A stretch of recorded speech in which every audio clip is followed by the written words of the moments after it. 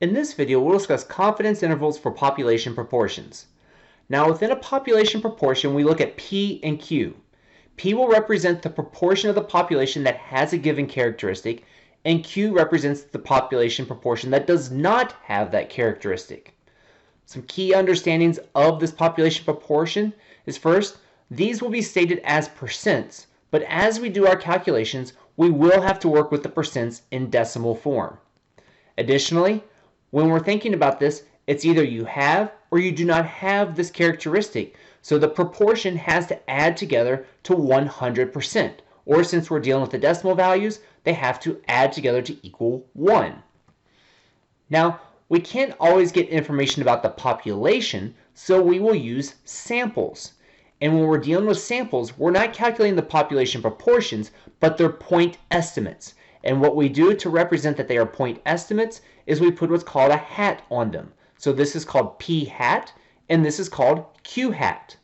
To calculate P hat, or the proportion of the sample with a given characteristic, we will take the number of successes, and we're going to divide that by the sample size.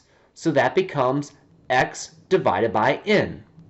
Then we can use that to help us calculate Q hat, which would be 1 minus P hat. Again, because P hat plus Q hat have to total to 1, since that's 100% of the sample population. So if we wanted to create the point estimates from a survey of 75 people where 42 like cats, we would start with P hat, the proportion that like cats from the survey. That would be taking the total number that like and divided by the survey size. In this case, that would be 42 75ths, which is 56 hundredths, or 56%. To calculate Q hat then, we would subtract that from 1, because the other portion of it must not like cats. So 1 minus 56 hundredths gives us 44 hundredths.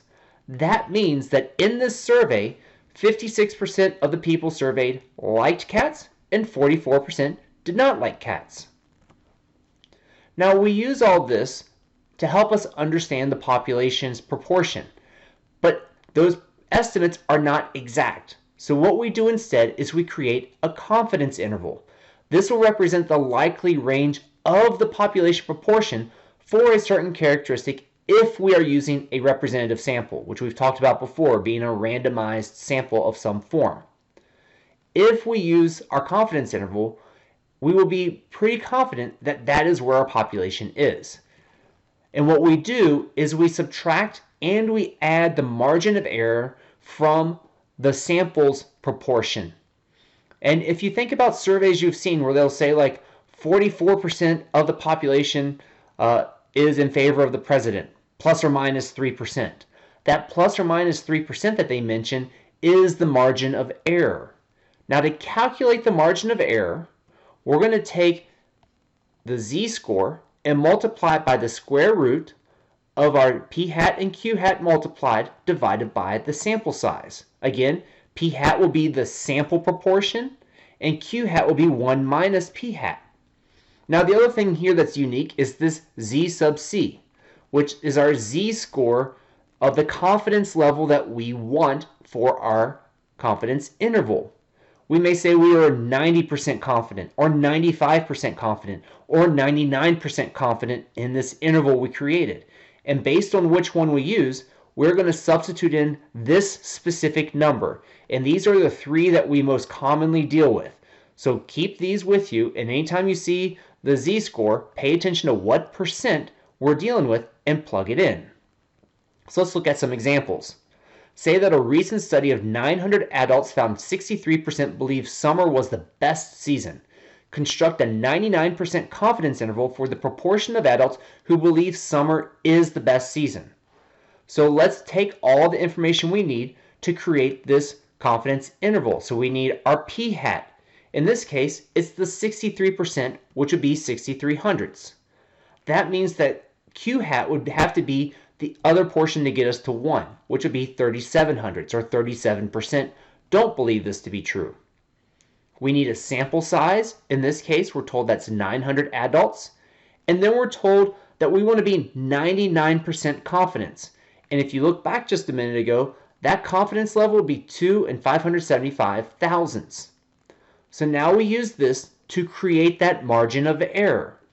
So we take our z-score, multiply it by the square root of the product of p and q hat divided by the sample size. If you're using a calculator or Desmos, just make sure you're paying attention to your parentheses as you simplify so that all of this is inside the square root. This simplifies to about 4,144 hundred thousandths. So I'm going to subtract and add that from my sample proportion to give me the interval.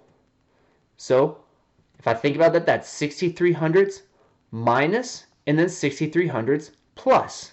And when I do this, I'm going to get 5,000 or 58,856 hundred thousandths up to 67,144 hundred thousandths. And let's change that to percents to make a little bit more sense. And we write a very specific statement. We would say that we are 99% confident, again, because that's what we calculated, that between 58.9% and 67.1% of adults believe summer is the best season.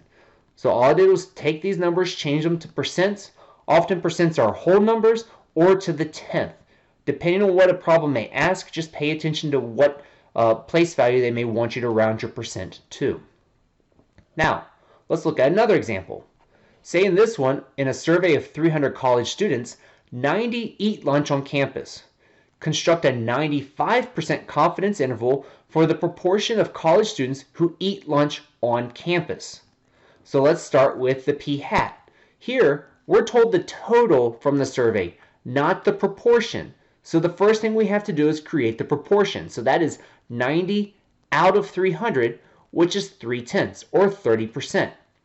Now that we have our p hat, we recognize that our q hat would have to be 1 minus 3/10, which is 7/10 or 70%. Our sample size was 300, and this time we're asking for a 95% confidence interval. So that would be a z-score of 1 and 96 hundredths. Now I'm going to take each of these parts to calculate the margin of error. So we've got 1 and 96 hundredths times the square root of 3/10 times 7/10 over 300. I'm going to simplify my radical and multiply by 1 and 96 hundredths, and that gets me to 5,186 hundred thousandths. I'm going to add and subtract that from my sample proportion. So that would be 3/10 minus and 3/10 plus the 5,186 hundred thousandths. Simplified, this becomes 24,814 hundred thousandths, 35,186 hundred thousandths. Which means, again, change this to a percent and we'll just round it to the 10th of a percent, that we are 95% confident that between 24.8% and 35.2% of college students eat lunch on campus.